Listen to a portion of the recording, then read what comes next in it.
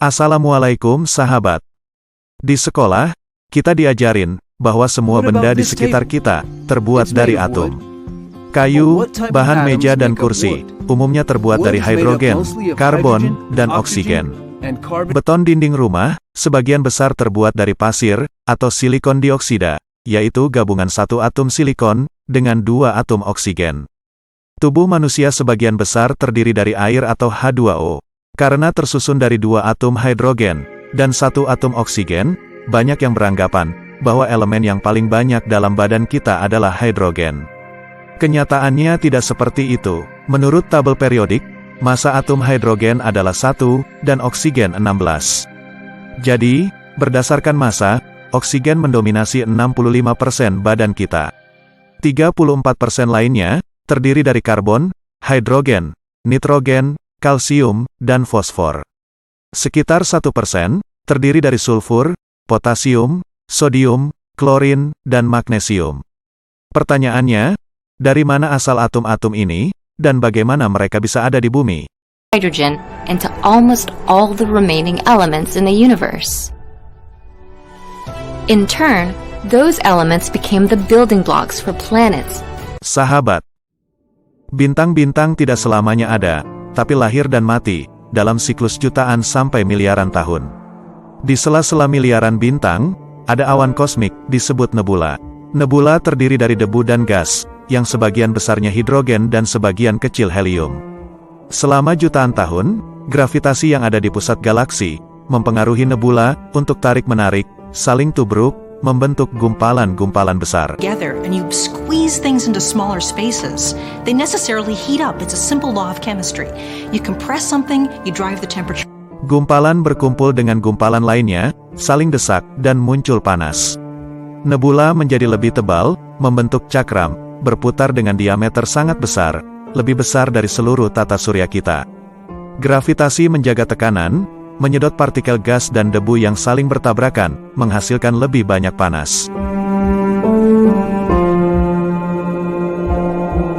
Akhirnya, semburan gas besar keluar dari tengah, muncul bintang muda, disebut protostar. Setengah juta tahun berikutnya, bintang muda mengerucut, lebih kecil, lebih terang. Suhu pada intinya mencapai 15 juta derajat. Terjadi proses fusi nuklir, atom-atom hidrogen melebur menjadi satu, berubah jadi helium.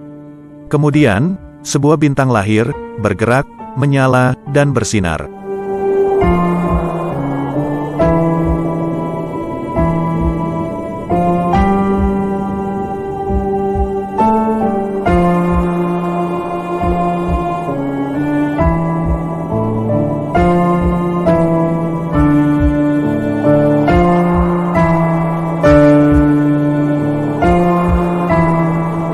Bintang hidup dengan membakar bahan bakar yang ada di intinya. Lamanya tergantung sama masanya sendiri. Makin besar massa, makin pendek umur. Karena, meskipun lebih banyak hidrogen, proses pembakarannya terjadi sangat cepat. Misal, untuk bintang dengan 25 kali massa matahari, umurnya sekitar 7 juta tahun. Pertama, hidrogen menjadi bahan bakar, menghasilkan helium dan energi. Ketika hidrogen habis, helium menjadi pemeran utama. 3 atom helium menyatu, membentuk karbon. Helium dengan karbon menghasilkan oksigen. Helium dengan oksigen menghasilkan neon atau titanium. Karbon dengan karbon menghasilkan magnesium. Oksigen dengan oksigen menghasilkan silikon. Helium dengan silikon membuat belerang. Belerang ditambah helium membuat argon. Dan, proses berlanjut terus, sampai terjadi pembentukan besi di inti bintang. Jadi, proses fusi nuklir dalam sebuah bintang, menghasilkan 26 elemen pertama dalam tabel periodik, mulai hidrogen sampai besi. Elemen-elemen tersebut paling banyak di bumi, dan mendominir susunan badan manusia.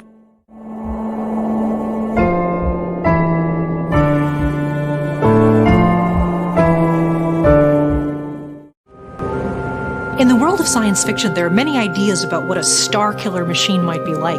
Strangely enough, it's as run-of-the-mill as something as iron. To a star, iron is the most dangerous element in the universe. It's poison. Besi adalah elemen paling stabil di alam semesta, karena atom-atomnya terikat sangat kuat. Bisa melebur, tetapi menyerap energi dalam prosesnya. Dengan demikian, ketika besi terbentuk, proses fusi bintang terhenti. Inti semakin masif, gravitasi semakin kuat, tapi suhunya turun. Ketika tidak ada lagi energi untuk melawan gravitasi, atom-atom ambruk. Inti meledak, mengeluarkan semua energinya, dalam waktu kurang dari 2 detik. Ini disebut supernova, kehidupan bintang berakhir. Semua yang telah diproses dalam jutaan atau miliaran tahun, dikembalikan ke galaksi. Menyemburkan elemen-elemen di tabel periodik yang kita kenal. Jadi, emas, perak, nikel, dan elemen alam bernomor 27 ke atas lainnya, umumnya memiliki sumber yang lebih sedikit, karena dihasilkan oleh proses yang terjadi dalam waktu hanya sekian detik.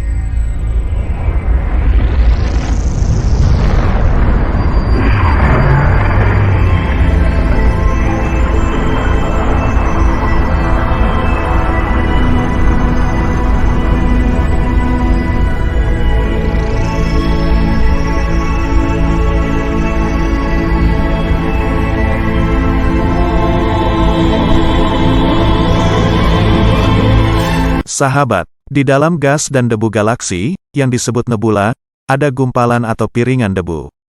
Gravitasi mengumpulkan potongan-potongan debu itu, membentuk batu-batu kecil. Batu-batu kecil menggumpal, menjadi asteroid. Asteroid saling berkumpul lagi, membentuk planet, bumi salah satunya. Di bumi, atom-atom berada di permukaan, menjadi penyusun semua material yang ada, termasuk manusia. Jadi, kita terbuat dari bahan yang sudah ditempa di dalam tungku bintang, miliaran tahun yang lalu. Bukan hanya satu, tapi minimal 2 atau 3 bintang berbeda, di alam semesta. Atom-atom ini bukan hak milik, kita hanya boleh meminjamnya selama hidup.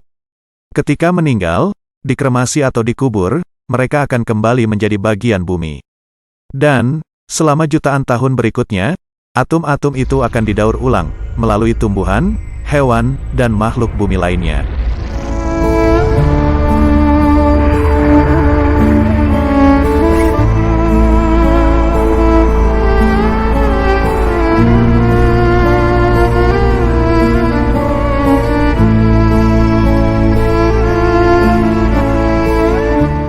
Matahari kita, yang merupakan salah satu bintang kecil di alam semesta, lahir 4,5 miliar tahun lalu. Siklusnya diperkirakan 9 miliar tahun, jadi sudah setengah baya. Saat ini, matahari masih tahap pembakaran hidrogen, untuk mengubahnya menjadi helium. Permukaan atau diameternya, makin lama makin membesar. Ketika selesai, matahari akan jadi raksasa merah. Intinya menyusut, tetapi lapisan terluarnya akan meluas, menyentuh orbit bumi. Mungkin tidak melumat bumi, tapi semua yang ada di permukaannya, termasuk atom-atom yang pernah kita pinjam, akan menguap, dan tertiup menjadi nebula galaksi berikutnya. Galaksi Bima Sakti mendaur ulang atom-atom ini, dalam miliaran tahun. Kita dipinjamkan hanya untuk beberapa saat.